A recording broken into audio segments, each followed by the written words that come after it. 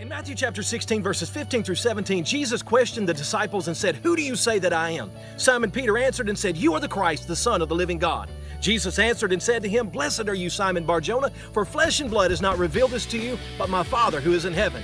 Peter got it right. He heard the Father's voice and was right on target. But just a few verses later, Jesus is telling his disciples how he must suffer and die. And Peter begins to rebuke Jesus and tell him that he'll never let it happen.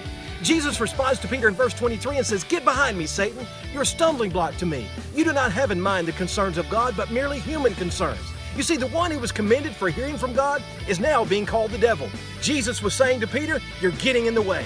The one who got it right turns right around and gets it wrong. He sees from heaven's perspective, but then falls right back into a human perspective. You see, even though we get it right one time, we must continue to keep our eyes on the Father. Continually seek to hear what He's saying and move as He leads. Get out of His way and stay in the flow.